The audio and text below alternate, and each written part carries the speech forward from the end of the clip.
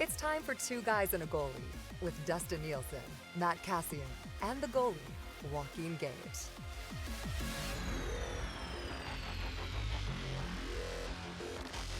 All right, everybody, welcome to the second episode of Two Guys and a Goalie. Dustin Nielsen, Joaquin Gage, and Matt Cassian with you here, streaming live on Facebook at the Two Guys and a Goalie Facebook page and across the nation network. And boys, we already have upgrades. Hey, no more lapel mics. We've got actual mics now. That's this nice. is bad for my posture. Is it? Hey, you know what I want to know? How come he has the spit thing? Well, we don't have the spit thing. Once things start flying, everything starts flying. I do want to say it's not called a spit thing. Everyone's gonna understand what I'm talking about when I say the you're spit right. thing. That's true. Actually, they're getting spit things for all of us, Cass. Oh. So Gager just happened to sit down at the one with the spit thing. Oh. We're talking about a wind sock, a mic sock for anybody who's. How is that any listening better to than the saying a podcast. spit thing? I don't know who first came up with the term. I mean, if you want to remarket them Wind as spit sock. things, would you Google it a spit thing? Because if you were to Google it a spit thing, If I googled microphone spit thing, Yeah. I bet it would pop up. Well, something would pop up. You want me to Test test? it, yeah. I want you to You know what? On second thought, I don't know if I'm going to Google that. I'm going to You'll Google it. I'm going to Google it. Microphone spit thing. Oh my gosh! Let's get. Don't hit. Well, close. Pop No, filter. whatever. It's close enough. Close enough. You know what? I'll give you a pass on that one. Two Guys and a Goalie, presented to you by Odd Shark. We're actually going to chat with Kris Abbott from our Odd Shark. We're going to talk about preseason betting in the National Hockey League. You guys ever done any preseason betting in the National Hockey League? Only when I played. Only when you were playing. Yeah. Playing. Yeah. Gage, you can't blame you betting on your own games for your high goals against average. Like, that's just not allowed. That was the beauty about preseason. I was only in there for half. Oh, you only got half a game. I made a ton of money back then. No, that's okay. So we're going to talk about that. Kris Abbott, Odd Shark. We're also going to take a look at where these guys might be going on some of the Canadian team over-under point totals. Calgary's at 96.5. Edmonton, 85.5, which would be a good season, I think, here in Edmonton, what we're usually used to. Montreal, 89.5. Ottawa, 79.5. The Maple Leafs at 102.5. Vancouver, 88.5. And Winnipeg at 94.5. We'll talk a lot about Winnipeg, actually, on the show today with a few things that they've got going on. We're going to try to track down Frank Seravalli as well from TSN to chat about the Winnipeg situation and I guess the Chabot contract as well, which we'll get to. We'll have your Popeyes poll question. I actually went, and you guys haven't said anything yet, which is a little disappointing. No comments on the haircut, guys. I said something when I got in here. I said you looked pretty good. Yeah, but that was after I said, "Hey, I got a haircut." Like, I wish you would have noticed it first and said, "Wow, nice haircut." Well, both of you guys are looking pretty good, actually. Yeah. Actually, See, Cass- that's the thing, Dusty, is I walked in and Gage was like, nice haircut. No, it's true though. He did. Like, that's so disappointing to me. I can't believe that you stole my haircut thunder today. Well, I told you it was longer than normal, and so I needed to get cleaned up. So Can we stop talking about hair, please? Yeah, sorry, buddy. Jeez. Sorry about that. But yeah, I'm going to give you a review of sport clips in Ellerslie here in Edmonton, and I guess sport clips all across North America are pretty much the same thing, and it was pretty sweet. So let's start though with the big news that happened this morning. The Ottawa Senators, Thomas Chabot, 8 years, works out to an AAV of $8 million. Cass, your thoughts on Chabot? And I mean, it's a good chunk of change, but I think he's an unbelievable young defenseman. Oh, absolutely. And they had to do it. I mean, they're bleeding players. That's true. Like, no one's staying. So it was like, you mean you're actually willing to sign an 8-year deal with us?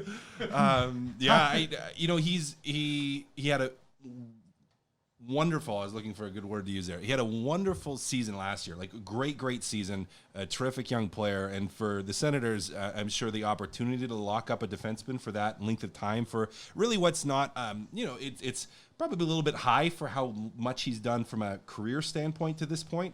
But if he progresses at the rate he has been in 2 or 3 years, we're going to look at that contract and say that's a really good contract for them. So I think it's a good signing. I think it's the right signing for them. They didn't really have many other options at this time, but I like it.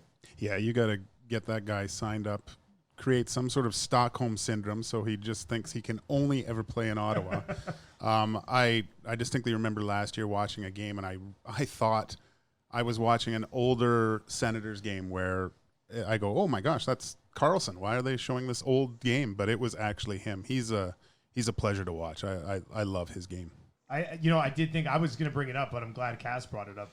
What do you think about him committing to 8 years in Ottawa? Like, do you think it's better? Like, for example, he's not going to be sitting there with Eugene Melnyk like us in one of these cameras with these bright lights at some point being, I really like it here and I want to stay forever. Like, Cass, do you think, I mean, were you a little surprised that a guy that talented decided to stay, or is that so much money that it would have been stupid for him to try to wait for a bigger deal? Well, he gets an extra year of security at a really good price. I mean, you're protecting yourself from the injuries in the future. You're protecting yourself from all sorts of things. And so if that offer's there on the table, if you're him, I think it makes sense to sign it. I think you as a player, and Gager, maybe you can comment on this too. Maybe you're always so optimistic that things are going to turn around. And if you're, I mean, not that I was ever a marquee all-star player, but if you're one of those guys, you want to be the cornerstone of doing that, and you want to be part of it, because if the team turns around and manages to have a bunch of good years here, he's going to be the guy on the back end that did that. And from a long-term career standpoint, having that accolades for guys that are really superstar players, that's important to them. Yeah, I mean, Cass, as well as I do, you don't go to a team thinking you just want to be a player. You want to make a difference, and he's a young guy. He wants to be, every player wants to be part of something, be part of a championship team, create a legacy for yourself. I think it's one of those moves where a confident young guy signs this deal and says, look, I'm going to be a Senator. I'm a really good player. I want to be part of something. And there's no better feeling than turning something that's maybe not on their future isn't that optimistic right now, but down the road, if he can create a winning culture and a winning atmosphere and hopefully winning games in Ottawa, that just confirms your legacy. And you know what else is good for him is that, what's he going to be, 29 when this contract's up? Or 30? He's going to have $64 million in the bank already in his career, and then probably sign a more significant deal in his late 20s or early 30s if his career continues to go the way it is. So, Cass, for a guy like that, a young guy like that, to get that money this early in his career, it sets him up nicely to be a well over $100 million guy by the time it's all said and done. Oh yeah, no, he's going to be in great shape. I mean, you stay healthy and you have a bunch of UFA years left while you're still in your prime, left to go. So it's a good spot for him to be in. I like it. As I said, I think it's good for the organization. I think it's good for him. So.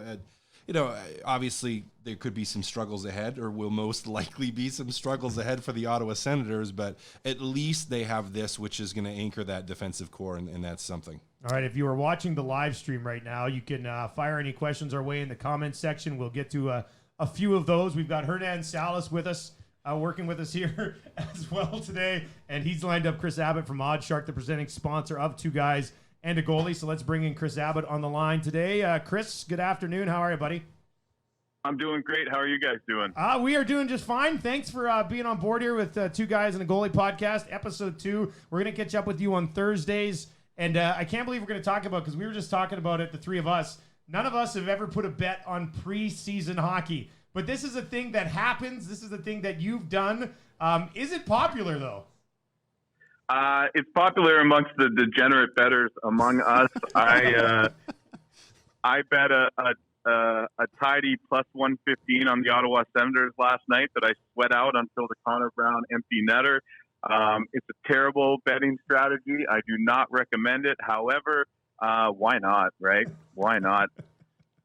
Why not? But before we get too far into the betting, guys, I have to say that this is my world coming full circle, because I remember watching Joaquin Gage play at the Memorial Stadium in St. John's, Newfoundland when I was growing up.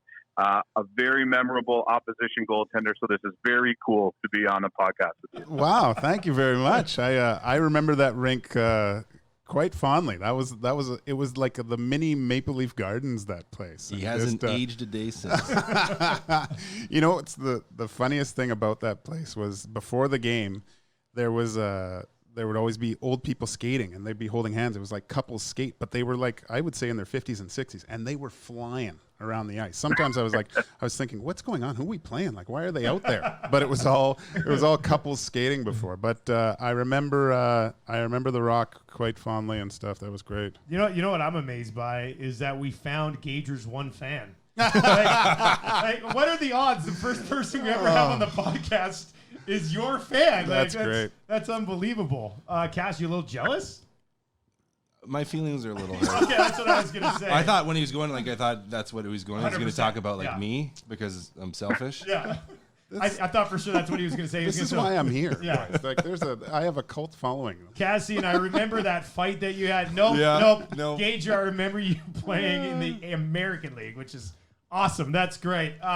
You didn't bet on that game when you watched Gage, did you? Because I'm assuming you put money on the over, Chris. yeah. I bet on the Leafs team total for sure. No, it was just I was a young guy, junior high school back in those days. The old Atlantic Division in the American Hockey League, man, that was legit. We had all the Canadian teams, farm teams, all over the region. The Oilers were in Cape Breton.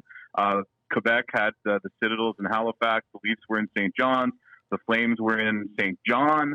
The Senators were in PEI. It was awesome, man. And I talked to some as I got older and got into the media side of things, and you talk to some guys that played in that division, and they said they hated coming through as teams from a different division because you knew when you're going into those towns, you had to fight every single night. So yeah, it was awesome back then, man. And the old TSN show, Rinkside, with Gord Stellick. Yeah, that was classic. That was an awesome show.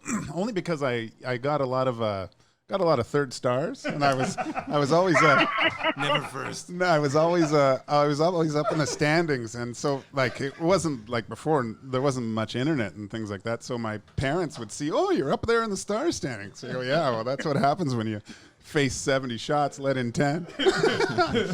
Joaquin Gage bragging about being third star. I love it. That's amazing. Okay, I did want to quickly hit on some of these Canadian team totals. Obviously, with the Nation Network, we've got a lot of coverage of all of these Canadian teams. When you see these totals right now, and I went over them a little bit earlier in the podcast and stream here, are there one or two totals that jump off the page for you as something that would be a pretty good bet right now? I don't know if there's anything that jumps off the page with me. I'm always a skeptic of the betting lines that come out for the Toronto Maple Leafs.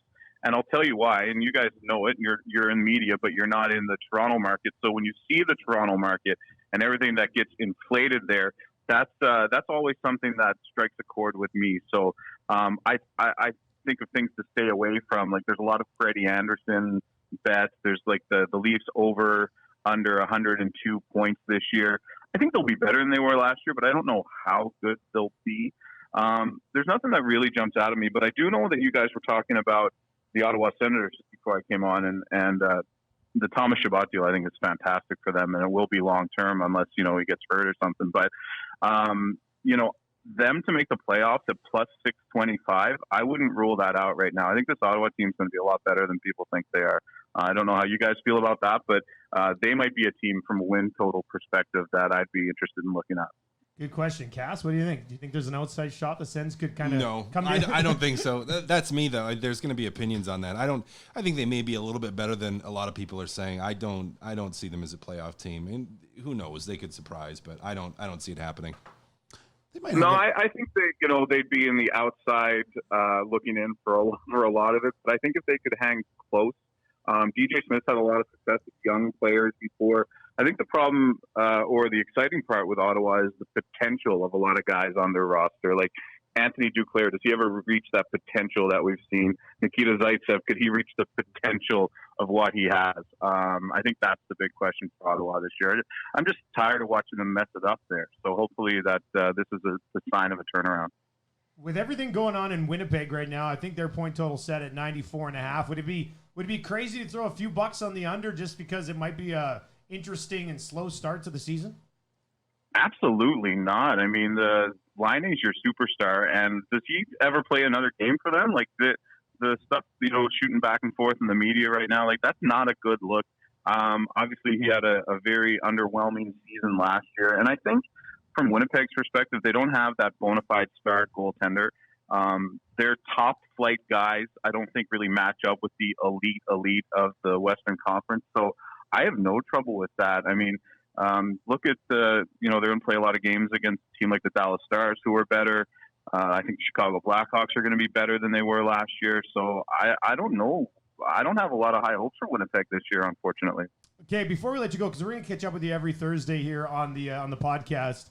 For anybody who's not familiar, and I think most people are pretty familiar with OddsShark by now, but for anybody who's not familiar with it, kind of give us a quick summary of what you guys got going on over there and how you can benefit a lot of people. Yeah, we do have a lot going on. So basically for any game, NHL, NFL, NBA, MLB, European soccer, whatever you want, we're kind of a one-stop shop where you can find out the odds at all kinds of different sports books wherever you live. We have our site kind of works with you kind of where your IP is at, and it gives you the best information for where you're located. Obviously, Canada, U.S., wherever people might be listening to this, even in Europe. Plus, we also have in-depth breakdowns for all the big games. Obviously, the NFL is really big for us right now. So if any of your listeners are also big football fans, which these kind of go hand in hand, I think, in Canada with hockey and football fans, we have that. We also do a daily live betting show, noon Eastern, 9 Pacific, called Guys and Bets, where myself and Joe Osborne, another analyst here, we run down our favorite bets of the day. And we're just always really active, and we try to build a community over here of sports bettors, keep it real positive. So if you're ever interested in learning how to place a bet, like for beginners, people that have never bet before, we have all kinds of like 101, intro to betting. Where do I go to place a bet? How do I put my money on a betting website? What's the easiest way? Is it safe? All those questions. If you have any questions, we've got answers over at the site as well. Excellent, buddy. Any questions? Anybody have any questions about Gager? Eh? Kris, just next time you're in town, let's grab a bottle of Screech. Reminisce about the old ballet on George Street. Well, that's the ballets. They've moved locations, but they're still there. They've upgraded a little bit. But you know what? That's the big joke is that about Screech, and obviously the Leafs just had their training camp out there, and like locals don't drink that stuff. No, right? I never saw anyone drink that stuff when I was there. It's gross. It's absolutely gross. But you can put it in the car and it'll work. Yeah, absolutely. Always keep the bottle under the seat, right? Excellent stuff, Kris. We'll catch up next week, buddy. Thanks a lot. Great stuff, guys. Love what you're doing. Cheers. There you go. That's Kris Abbott from OddsShark. Wow. They don't drink it out east, but you want to talk about Hey, it? How cool is that? What a good guy. Yeah, listen to this guy. What a good guy. What a great guy. The last thing we needed is episode 2 for Gage's Holy head to get smokes. blown up. Yeah, I'm just leaning further and further away. We might have to back that camera up. Bigger and bigger. Pretty soon, Cass and I are going to be sitting on the end of the table, and Gage is going to need the whole thing. Swollen head. You know what? They might not drink Screech out east, but they drink it in Fort Mac, man. Do they? I did 2 years in Fort Mac, and Fort Mac, surprise, surprise, there was a club up there called the Newfie Club. Now, did they do the fish too? No. No. Why? It's not really. No, I mean, I only did it a couple times, but all my buddies, I played hockey up there with a bunch of guys, like just rec league with a bunch of guys from Newfoundland, and all they did was talk about the Screech. Well, you got to get screeched in. Like, isn't that's the? Yeah, you got to kiss the fish. I forget the one place down the road there, and we'd go in there and you'd get the little plaque, or they'd give you the certificate and stuff. And Did you keep it? Just Well, like that. wow. Okay. The I think dumb I things tried to people keep do. it. Yeah. Well, mission accomplished. We managed to get a guest on, and second of all, I ended up being a huge fan of Gager, so that's nice. This will be my last show. Yeah. Thank you. Well, actually, No, he's probably. We don't want. Here's the thing.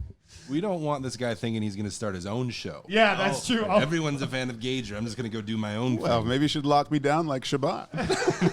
8 years, 8 mil per. That's probably not going to happen, but I mean, stranger things haven't happened.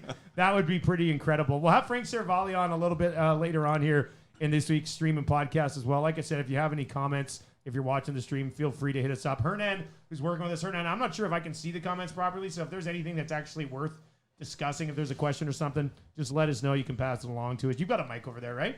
Hernan's like this mysterious voice. sure do. Yeah, in the corner. You can't even see him. Hi, Hernan.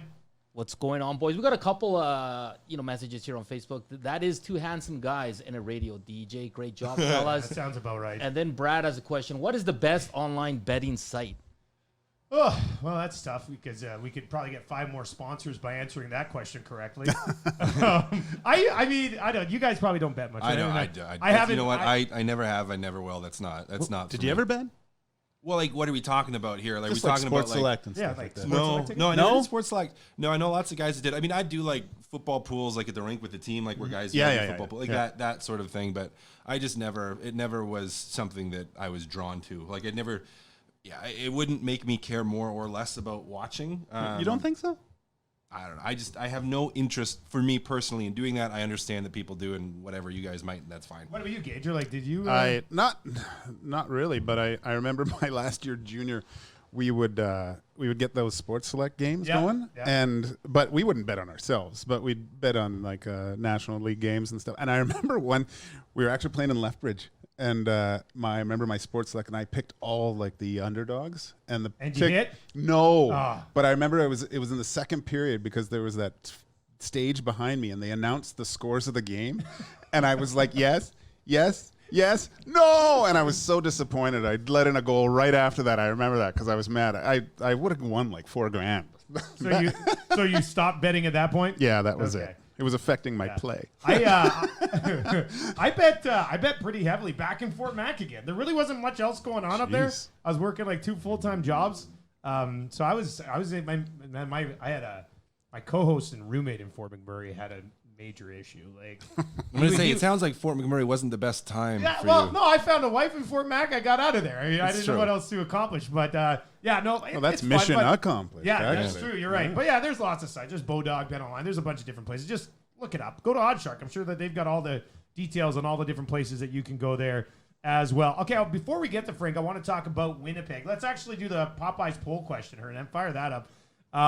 What should be priority number 1 for the Winnipeg Jets right now? Because obviously they've got a lot of issues. I don't even have like a Buffalo thing in here, and we'll get into that discussion. But the options on the poll question are sign Laine, sign Connor, which all have to get done at some point, and then possibly trade for a defenseman now because your blue line's already been ravaged by losing Myers and trading Trouba, and now Buffalin's questioning his future. So, Gager, let's start with you. I mean, would you want to get one of those 2 guys signed yet, or would you try to go out and get a D-man? Maybe you move one of these guys. What would be priority number 1?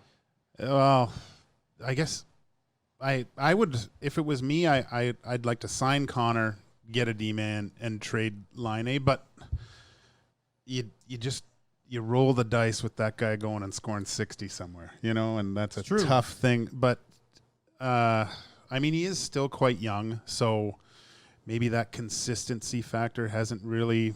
Well, obviously in the NHL he hasn't established that yet. But I think right now a priority is to sign Connor. I think he's better overall all over the ice than Laine is. Cass, what do you think? I mean, priority number 1 is sign Connor because that's going to be the easiest to do. I mean, if I'm going over top of that, priority number 1 is convincing Dustin Byfuglien to come back and play. I mean, that's because that's going to, again, those two things are going to be the simplest. I mean, it's going to be easier than trading for a D-man, probably easier than signing Laine, which in a long-term perspective is probably higher priority, but short-term, right now, first thing to deal with is get Connor signed. Okay, well, let's talk about this Dustin Byfuglien thing a little bit because it seems like something that you would hope the team knew or wanted to know of probably some point in the summer that this guy was contemplating whether he was going to continue or not. But when you look at him, he's won a Stanley Cup. He's made a ton of money. He was battling through injuries last year. Gage, do you get where he's coming from? And if so, is it still frustrating for the team that it's happening now as opposed to July when they could have maybe planned something? To me, yeah, no. I don't understand it. If I thought I heard that he had some family issues, and maybe that's more of the reason. Taking some time. Yeah, but you want him to make sure that everything's fine at home and his personal life is all taken care of. But one thing that we say all the time is hockey is a family, and you really bond with the guys that you play with. And I think you, even though family is the most important thing, you have a second family as well, and you're relied upon by your family at times. I think if any of those thoughts were going through his head, I think you should have informed his employer of what he was actually going to be doing. Because you're leaving your teammates in a bad spot too. Just you have a small window to be a champion, and he's a big part of that team, and especially now with their so many depletions on the back end, he's required to be there in Winnipeg if they even hope to contending in that division. Kaz, how strange is this situation? Like, it kind of popped up. One of two things. Yeah. There's one of two things, and it could be either one. I don't know because we don't know Dustin Byfuglien. We haven't talked to him, and we don't know what's going on behind the scenes. But I think it's one of two things. There's either if there is some like anything with the family or anything personal, and he's stepping back to deal with that. I 100% completely am like, go take care of that. Do what you need to do. It's your family. On the completely other end of that, I don't know Dustin well. My experience with him, aside from playing against him in junior and professionally, was skating with him a little bit the lockout year in Minnesota because he's from Minnesota. So I skated with him, and a lot of us that were there all skated together at the University of Minnesota. Is that he's not a guy that likes working out. Like he works out, but he doesn't like working out. He doesn't like eating super well. Again, same thing, like he will do it because that's required of him of his job. And for guys like that, you know what else they don't like? Training camp. You know what else they don't like? Yeah. Preseason games. Right? So here is a guy, and this is where I kind of go, I wonder if it's this over here. And it may be something personal and maybe completely like that's it, which again, more power to him. Deal with your crap. Like if you got stuff going on, deal with it. But to me, there's a part of me that's to like, but I wonder if he just doesn't want to practice. Like and there's go a through training camp. background there, right? There's a background there to being like, you know what, he's extremely talented, a wonderful player, a force to be reckoned with when he puts his mind to something and he goes and he does it. But you know, his skating was right up to training camp. And maybe he just, fitness testing and first couple of days of training camp usually aren't easy. And he just kind of went, I'll pass. I'll think about this. I'll think about this because I don't want to do that. And then with the injuries, maybe factoring into it. So I wouldn't be overly surprised if he makes that decision like a couple days before the regular season starts. I'm still going to play. I'm still going to play. And again, not knowing if there's anything actual personal that's going on, which would completely negate everything that I just said over 100%. here. But if there's not the family stuff going on, then it's just like, I'm going to take a hard pass in training camp. And this way it doesn't look so bad to my teammates. It's like, well, I have some personal stuff I was contemplating. Oh, I'm deciding to come back and not like I'm going to just take a hard pass on anything difficult in preseason. Great move. If that works, if that's what it is, and he comes back, my God. and that was his move in general, I'd be like, so that is awesome. That is great. If you can get away with that, right? Like, everybody would do it. But he can. He's a guy that can get away with that. And I mean, you have fourth line plug in and out of the lineup, bubble guy trying to make it. It's like, that'd be the day. Yeah. Some guy running you in the corner because if I go hit Buff and knock him down, I might earn a contract. Yeah, he doesn't want to deal with that. No, he doesn't. But what about Blake Wheeler? What about Mark Scheifele? And these guys in Winnipeg, Gage, you mentioned it. The window to win is never very big, and they'd have one. I mean, they might still have one right now. So they're sitting here and they're going and they're seeing this Finnish kid overseas who's saying, "I want to play on a better line." And I mean, they're honest, but I'd probably play him a little bit more than they played him, but whatever. You've got Kyle Connor, who we think a deal will get done because I think Cash, you said it's the easiest one probably to get done. And then you got Dustin Byfuglien, who's like, well, I'll see where I'm at. It's got to be a weird way to start the year, right? Like, you want these guys to be buying in from the start when you've got this window, and that's clearly, regardless of the reasons, that's clearly not happening. Yeah, I don't. I feel bad for the Winnipeg Jets, actually. Just the 80s Jets always running into the Oilers and Flames and then them leaving, and now they're back and they're actually competitive, and you're waiting to see the sea of white in the spring and stuff. And it just, that window, I really, really thought 2 years ago that they were going to go all the way, at least to the finals that year. And, well, with just the amount of players that aren't there, I don't see that happening. That division's way too tough to have things like this happen. Yeah, right? to keep your head above water, to be in striking distance of those playoff spots. And then, you're playing the top teams in the league every round. It's just, it's sad. I feel bad for Winnipeg. Guys, how much does that impact a room? Or can you just everybody rolls back in and you're good to go? Or? I mean, I think you have a strength, the strength of the leadership guys in that group, like a Scheifele and a Wheeler, guys that have been around. Like they'll be okay. They'll be able to pull everyone along. But it certainly impacts you. I mean, I think, and they're different situations. Like you look at a guy like Connor, a little bit, a guy that plays everywhere on the ice, works pretty hard when he's playing. Like he's not a guy that you kind of ever would question his work ethic. So that one you're kind of like, okay, well, he's just trying to do what's best for him. You kind of go, okay, he'll buy in when he's here, he's going to be bought in. The Line A one is one where you're just like, this guy's a young punk, like, we understand you want to get paid, but don't be an idiot about it. Maybe they think, they maybe feel that he is. Yeah. They would never say so Well, how publicly. about Brian Little, who gets to play with him, hears that he wants to play with somebody else? Right, Like, exactly. So that one is the one where it's a little bit more sticky. The Buffalo one, the same thing, is like, and again, maybe this is the brilliance of the move. If you're wanting to get out of training camp, you're just like, what can you say? Because if it's something personal, you don't ever want to, like if a guy is actually contemplating things and is like really feeling it, well, from a mental health standpoint, from a life standpoint, from a friend, like in a as you said, a family standpoint, Gager, it's like, I don't want to dissuade that. But if he's just trying to get out of something, then you're just like, come on. So it's going to be, I think, a little tense in that room. That's a tough one to say. I want to play with better players, though. I know. Rolling back in to say hi to Little. Hey, man. Hey man, feed me the rock. Feed me the rock. I'm open. That would not be good. All right, Frank Seravalli, TSN.ca senior writer and hockey insider, and youngest or oldest looking 31-year-old ever, as Gager was going to say. He joins I was us. not. Yes, you were. Frank, how are you, buddy? I'm doing well. That is not a nice introduction. Hey, what are the rules? What's the ground rules here? Can we swear? What's the deal? You can say whatever you want. Maybe not the F word. Although maybe the F word. It doesn't matter. Well, I guess it depends if TSN's listening, right? Yeah. Hey, don't worry. Nobody's listening. See, well, this is the problem. Like, I love doing podcasts because I love, like, me, Dusty. Like, I love talking from the hip if I can, stories. But like, it's so many times like you try to be as forthcoming as possible, and then you see someone writing a story about it the next day as quote unquote news, or this guy's reporting this, and I'm like, I'm not reporting this. I'm just telling you that this is what I heard. This was the story. This is the backstory. So it cracks me up. So if we were to say that Frank Seravalli says Laine's requested out on this podcast, you would be taking a lot of heat then, right? I would be taking heat, and I bet there's someone in Edmonton who would write it. Yeah, there's probably a few guys in Edmonton who would write that for sure. Okay, let's start overall bigger picture with the Winnipeg Jets situation right now. Like with Chevaldayoff, you look at what's going on. He's got two guys who he hasn't got signed yet. Now he's got Buffalo dealing with this. One of the guys that he doesn't have signed says he wants to play with better players. I mean, how does that guy get any of this thing under control before the regular season begins?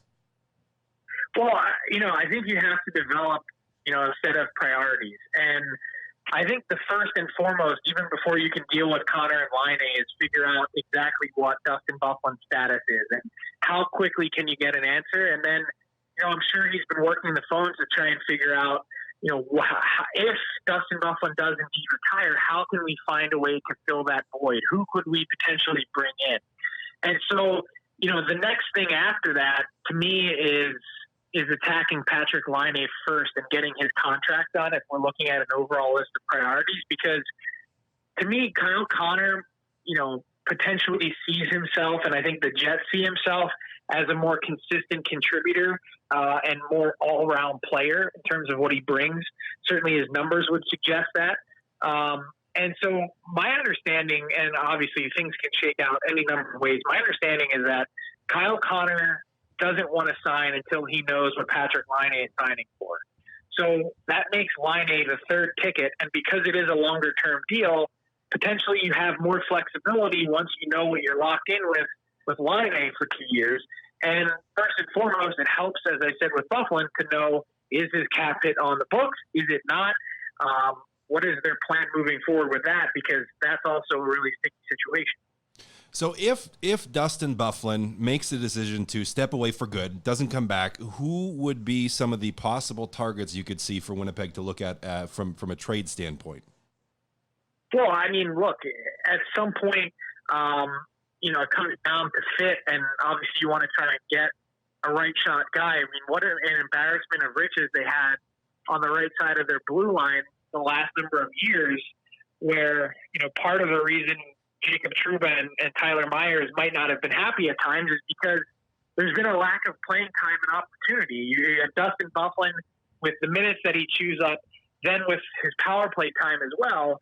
And you have one of those guys, Trouba or Myers, if they're not willing to play on their offhand side, to then be playing essentially third pair minutes, depending on how much you can balance things out. So both those guys are gone.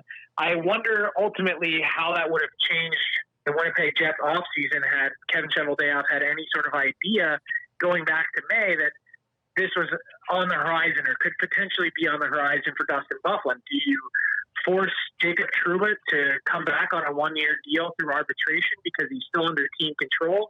If nothing else, and this is the thing that probably bothers them the most, knowing that Jacob Trouba had ultimately wanted out, was that it changed their entire leverage situation in the trade in terms of what they could have gotten back. Yes, Jacob Trouba wanted to try and push or dictate which market he wanted to go to, and he had that power a little bit by virtue of what he'd be willing to sign for, or if he'd be willing to sign a long-term deal. But more than that, teams knew that they were up against it and really had no realistic way, cap-wise, of keeping Jacob Trouba on their team because they had Dustin Byfuglien, because they had all these other guys that they needed to take care of. All of a sudden, you take $7.6 million off your cap if Byfuglien retires, and it's a totally different ballgame. So go back to Myers, does he resign? The permutations are endless. So it really is a fascinating situation, in terms of answering your question. Who do they target? Well, all I can tell you is the guys that we've known factually to be out there. And that would include Justin Falk of the Carolina Hurricanes. We know that conversation didn't go well in terms of an extension that they were seeking to get done in June around the draft. We know that Rasmus Ristolainen, for better or for worse, his name has been out there for a long time. He'd be a guy I'd be taking a real strong, hard look at because, you look at his age, you look at the minutes that he plays, you look at the pretty consistent 40-plus, 45 points per season that you're getting from him. I don't know why the Buffalo Sabres would be in any rush or have any interest in moving Rasmus Ristolainen, short of him not wanting to be there if that's the case. But, to me, those would be two guys that jump out to me. And I just don't know, obviously you look at Falk and his situation. Rasmus Ristolainen's a lot younger. If you have your core of your team that's just hitting their prime, that'd be the guy you'd want to target. Falk is, 27, 28, getting closer to that number where, you maybe start to see that decline on the age chart. Do you think there's any chance that things get worse with Patrik Laine before they get better? I wondered about that this week with some of the things that he was saying that you mentioned off the top. Yeah. And sort of how it's been like every day that the Winnipeg Jets wake up, they're like, what did Patrik Laine already say in Europe? And I wonder how much of that is a negotiating tact where he's saying some of these things and raising these questions and being obtuse about his interest in wanting to stay in Winnipeg as a way to help himself in negotiations? Or is this just Laine being Laine? To me, he's the biggest wild card of the RFAs that are out there because I could see him signing for, 2 years at $6 million a year. I could see him signing 2 years at $8 million a year. All I know is that it seems like it's trending towards a 2-year deal because this is a guy that wants to bet on himself. He thinks that he can bounce right back to that 40-plus goal season and get paid in short order and perhaps at a much higher number than really anyone at the Jets is at. And I think the Winnipeg Jets are a little curious. Which one is the real Patrik Laine? And can he be as consistent? Can he net as many goals? Can he be as dynamic as he seemed to be 2 seasons ago?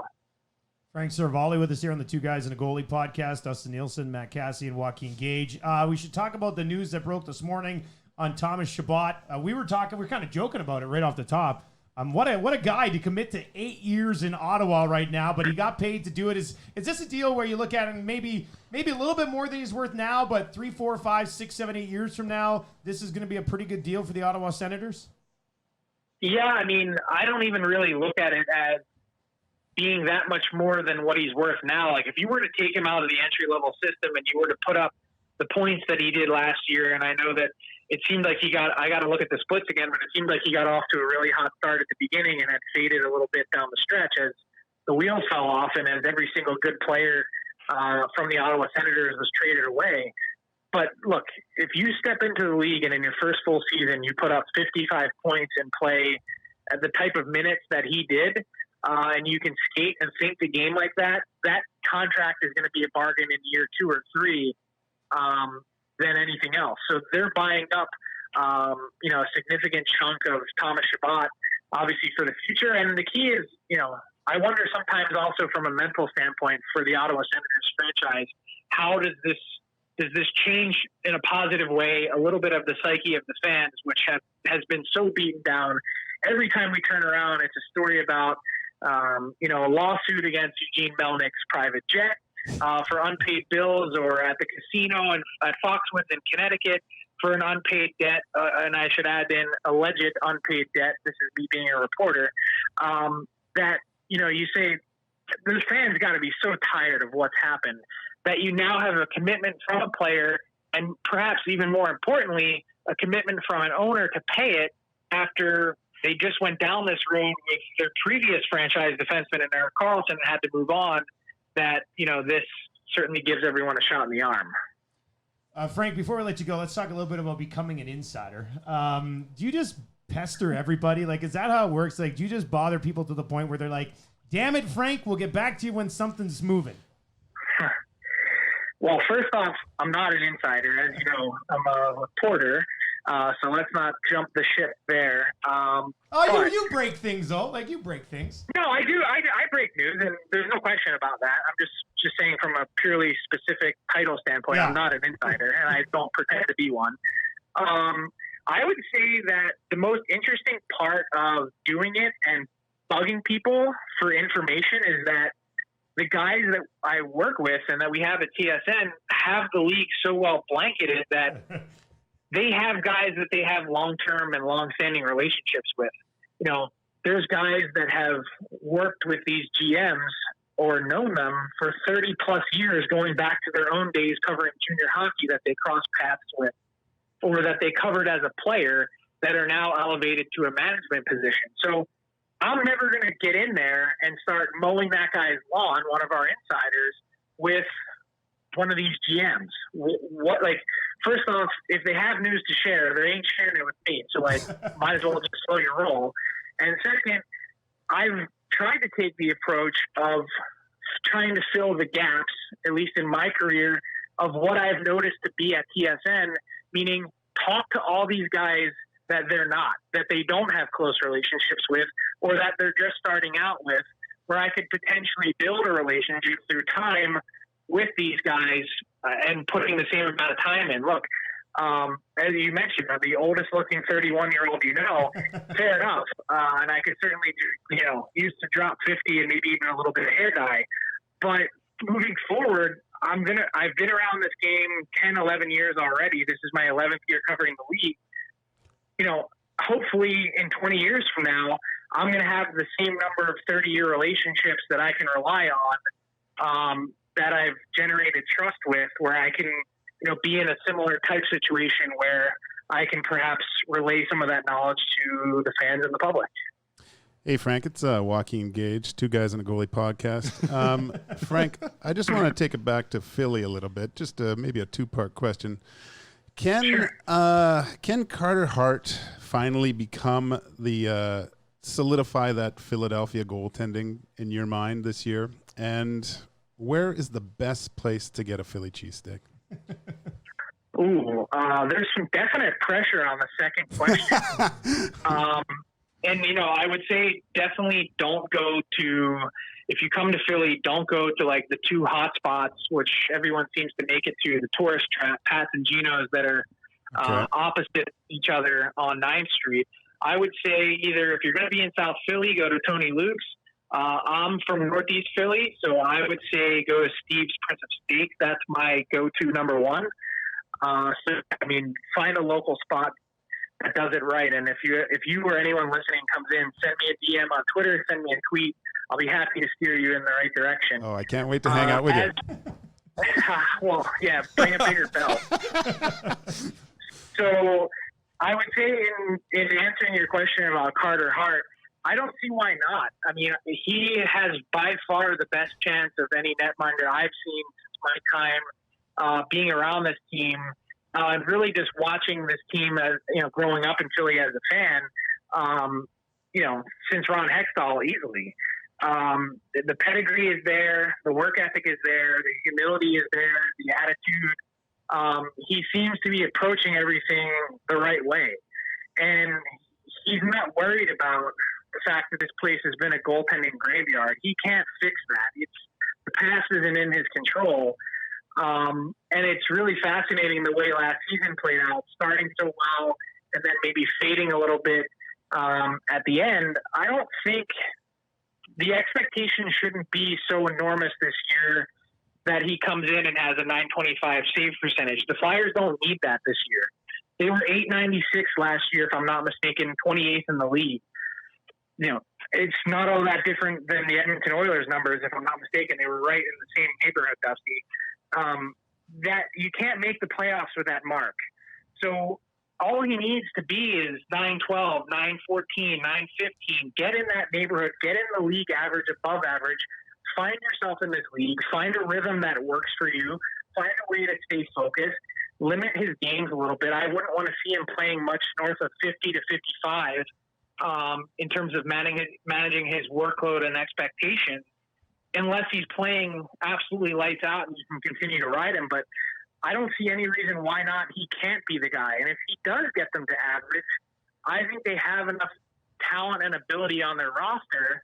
I have questions about their defense core and some of their acquisitions over the summer with Niskanen and Braun, but I think they have a chance to be, that fourth team from the Metro, third team in the Metro. It's wide open to get themselves into the playoffs. And then it depends on how you're playing. And as we've seen with rookie goalies over the past number of years, with Jordan Binnington, with Matt Murray, go down the list. Once you get in, who knows? Anything can happen. So that's their goal. And I think Carter Hart is well equipped to do that. Frank, thanks for gracing us with your presence, buddy. Appreciate the time. Thanks, guys. Enjoy it. See ya. There you go. That's Frank Seravalli. 0 swear words. But he did fire you up, Cass, about the cheesesteak comment. Yeah, well, I mean, it was more going to be... Right, I saw your hands. You were I was like, what? Well, there's some history to this. Okay. So back playing in Minnesota, I got in a fight in Arizona with Paul Bissonnette. It wasn't much of a fight. We just kind of fell down. But somewhere in the middle of that falling down, I ripped my my abdominal muscle and my groin off the pubic bone. Ouch. So what we would refer to as a sports hernia, which is not like a normal hernia. Like athletic pubalgia is the proper scientific name. Wow. Yeah, I know. I didn't know you were such a nerd. I'm a huge nerd. I'm a huge... You're the toughest nerd I've ever met in my I'm life. also the coolest nerd. I tell my wife I'm a closet nerd, and then she's like, "You're not in the closet at all." But no, so I had tried to play a couple games. I couldn't. It was like taking me 2 or 3 days of rehab to be able to like play a game. And even then, when I was skating, it's like I had to hold my breath to try to take a stride. Like I couldn't do anything. So they finally shut me down. Team was still playing, a whole bunch of games left, so they sent me to Philadelphia, where there's a guy that gets a lot of, or that does a lot of the like sports hernias. When you hear it, there's kind of a guy I think in the Montreal area that does it a lot for NHL teams, and then there's a guy in the Philadelphia area that does it for a lot of teams. And so I went to Philadelphia. They flew my mom there because the team was playing, and you need someone to get you out after surgery. And I don't recall much of this. Because it was right after surgery. It's like one of the assignments was like you're supposed to walk like up to a mile, like very slowly because you just had hip surgery, but it's like you're supposed to get up and walk. So I guess all I wanted to do was somehow I convinced my mom to walk from the hotel to Gino's and Pat's. And it wasn't just to one of them. I'm like, we have to go to both. Like, we're going to both places because I need to compare between the two. So you got two. So I got two. I don't remember it at all. Like I kind of remember walking up, but because it was like right after surgery pretty much. But I was so consumed with like, these are the two places I have to go, that apparently that's all I was talking about. But you don't remember which one was better. I don't remember which one was better. And so that's where I'm just like, that was, when Frank says that, it's frustrating information for me because I'm like, I didn't even go to where I was supposed to go. I just went to the tourist places. And I don't even remember it anyways. So now I'm sad. My mom remembers it. Did you have a cheesesteak? Yeah, I went to Jackrabbit Slim's though. There, it's in what's it, Pulp Fiction? The Buddy Holly restaurant. When they're dancing and stuff? I went to that place and had one there. Really? Did you do the dance? No. No. Uma wasn't there. No, but she was. Really? She would have danced with you. I was in Philly covering the draft one year, and I was with Matthew Awanek, who not the most adventurous dude. He works with us at TSN here in Edmonton. And we decided to go out for a cheesesteak, and we went to an Irish pub. Why would you go to an Irish and pub had for a a cheesesteak? At an Irish pub. So I can't even tell you. I know I had that one, and I did not like it. But I feel like I didn't do Philadelphia justice by having a cheesesteak at it. Like that's like going to a salad joint and getting a poutine. You know, it just wouldn't make any sense. What do we have in Edmonton? What's our is it pierogies? But there's no like real boutique pierogi places around. Well, there's Donaire's. I mean, Donaire's is kind of a big one. Yeah, I think that's kind of a big one. We have chicken though. Yeah, we do. have We chicken. have Popeye's chicken, several locations. Actually, you know what? It's funny because, like I said, off the top of the podcast here, and if you're watching the stream, I did go to Sport Clips and I got my hair cut, and I went through the whole. If you go in the first time, they'll give you the MVP experience, which is all included, which they cut your hair. Then they take you into the back, and it's kind of dark. And so I start unbuttoning, right? I'm like, all right, here we go. Now I know why everybody loves Sport Clips. But no, they sit you down in a massage chair, lay you back in this massage chair, so you're getting this massage, and then they covered my face. I retweeted it. I tweeted it from the two guys in the Goalie Twitter account. They cover your face in a steam towel, give you a scalp massage, then take you back out to the chair. And have you ever had your face covered in a steam towel, like a scalding hot towel? Yeah. It's amazing. It's great. Cass, have you ever experienced this? You know what? I've done the sports clips. Yeah. Yeah. I've done the sports clips in the States.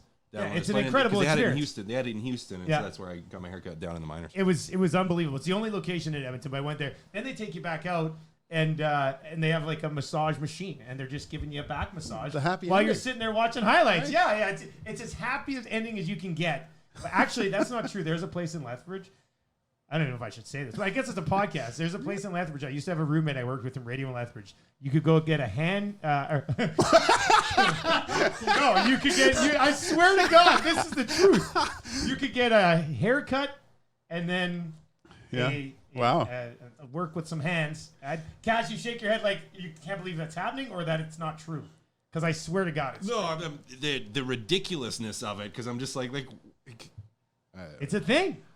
It was funny playing in Germany because we, all the North American guys, when we'd go to our massage guy, we would speak German to him if we could, right? Yeah. And the standing joke was we'd say happy ending in German and stuff. So we'd yell, mit ein schöne Ende bitte, like with a happy ending, please. But it was so funny. It was one of those jokes where it was funny the first time, then it got really old. But then guys started saying it more, and we started laughing more. But I guess you had to kind of be there. You mentioned the German thing. I wanted to talk about this because the Oilers here in Edmonton, they just flew this guy in out of Russia, Anton Burdasov, doesn't speak very much English, has to prove in 10 days that he can make the team. Not an ideal situation. But yeah, I was wondering, and we'll get to you in a second, Gage, because you played over there. But Cass, teammates that didn't speak any English, how interesting was that? How difficult was it? you can't talk to him. Yeah. So what do you try to a guy does something he's not supposed to do, and you're like, what? So hockey isn't a universal language, Well, you can draw X's and O's on the board, but for some of those guys, I mean, they just didn't get it. So it was hard. I think it's a challenging. It'd be the same though, exact same if I went over and didn't speak the language at all, and you had an experience. That's doing you, that. Gager, right? I didn't have an experience doing that, but I could see where it would be difficult because you're like, well, you can draw the X's and O's and you can kind of get it, but for some of the smaller things, or if a teammate's trying to communicate, it's like, hey, if I'm doing this, maybe think about doing this. You can't communicate that, so it presents an extra challenge, and it'd be the same if I went over there. Now, Gager, what about you? I mean, you can speak English fluently. Oh. But you go over there, and what happens? Not so fluent. Maybe not so fluent. It's the hockey side. It is a little bit difficult. You think it's easier because you're a goalie? Yeah, because I never listened in the first place. Just stop the puck. So, That's it. yeah. That's all you got. But no, just understanding what drill, where the shot's coming from, or when they're talking. But the biggest problem that he might have is just everyday life. That's the one that you start feeling the anxiety of going to a supermarket just to buy food, because if you get to the till and they start talking to you, you're not going to know what they're saying. True, and it's really, I remember in Sweden taking my Swedish English dictionary and highlighting a few phrases in case I got into trouble. You just carry it around with you? I carried it around with me and I took Swedish lessons. In my contract I had them send me to school once a week. So it was pretty funny actually. The guys on my team, they would we'd get fan mail from little kids, and I would Kris Abbott from Oddstar. yeah. And I would read the fan mail that a little kid wrote, and then I'd translate it. And when I got it right, everyone was like, "Yay!" Yeah.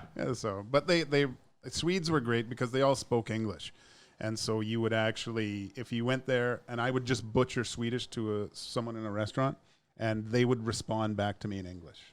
Like so. Oh, okay. So yeah. so you would try and then be I like, would, yeah. poor little guy. Yeah, Like, that's yeah. okay. Let's we get this speak guy a English pizza. Too. Yeah. Okay, that's not bad. That's not bad. Okay, I wanted to get to the Austin Matthews thing. Cass, did you see Matthews last night? Oh. Sabrin? No, I didn't. Okay, I so didn't. we'll describe it to you. Austin Matthews last night, preseason game. What's the guy's name? Scott Sabrin. See, even I'm bad. Scott Sabrin's this guy's name. And they're going back and forth, and Matthews just trying to look at the back of his jersey, like trying to be like, who are you? Like, I don't even know who you are. I thought it was pretty funny. I thought that was a pretty good preseason sort of chirp. I mean, I've seen that. Yeah, I've yeah, seen that, it's but- not bad though, right? Like, what's it like in the preseason when you've got guys who probably will never play or whatever? And Well, guys they did that to me when you first, like, as a young guy, you playing your first couple exhibition Yeah. games. You get the who are you? Who are you? Yeah. And then for me, it was always like, well, I'm on the same ice and I'm going to try to break your ankle next shift. So, all right. you better know. You better find out. Yeah, like you will drop your gloves and find out pretty I just quickly. don't know how Sabrin didn't pop him right in the face. That would Oh, drive- that would you drive me can't, nuts. you can't anymore. And Yeah, it's that's unfortunate true. because when guys are being like that and they're being donkeys, and you're like, it's like back in the day. You would have when just there dropped was your gloves and grabbed him well, back you then. Like, well, you could. I mean, it's Yeah. exhibition too. It's Yeah. like, so if you take a penalty, whatever, who cares? Like, I mean, yeah. Or you just pop him one with the glove on, and knowing that it's Austin Matthews, you're gonna have 8 people Yeah. right there, and so. Gage, do you get chirped much being a goalie? Like, or do you do much chirping, or do you kind of just No, sort of I- stay in your crease? And As I got older, I chirped a little bit more. I didn't want to at the start. But this reminds me of a story. We were playing in Chicago, and Tyler Wright, who's actually a scout with yeah, the he's Oilers a scout with the now. Oilers now. Yeah. I was playing. Tyler was a pest, and he was giving it to Chelios on when he played for the Blackhawks, and Chelios he was dropping F-bombs at Tyler, telling how much he's gonna put his stick in a certain place. But I remember I was like, oh my God, he's gonna kill him. And then I remember Tyler going, he knows my name. That was accomplishment number Yeah. one. So you know what? If you are a pest and if they're not looking for your name and they actually call you by name, the job is done. You know, we are on episode 2 here of Two Guys and a Goalie. We've got the new microphones here for episode 2 as opposed to episode 1. The look, though, on the live stream, and this was suggested to me by one of the guys that I work with at TSN here in town.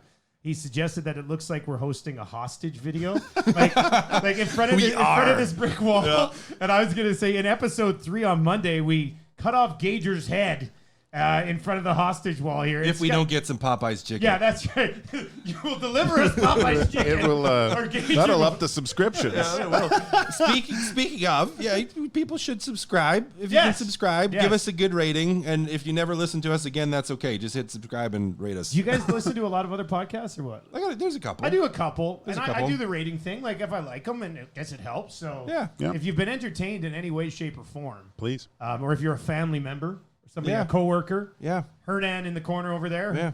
Hernan in the corner. If you could like He our probably, podcast, I think he that'd be gave great. us 1 star and wrote a terrible Yeah. review. I've already seen it. I had to sit here in person and listen to this bullshit for an hour. I'm not giving it more These than that. guys don't appreciate me at all. Yeah, no, that's not good at all. We should know the reason we're sitting in front of a brick wall is because we're at a place in Edmonton where we record this called Little Brick Cafe, and it's made out of brick. So it's the only wall we could sit in front And of. we are in the dungeon, so it's perfect Yeah, for cutting people's heads off. We definitely are in the dungeon.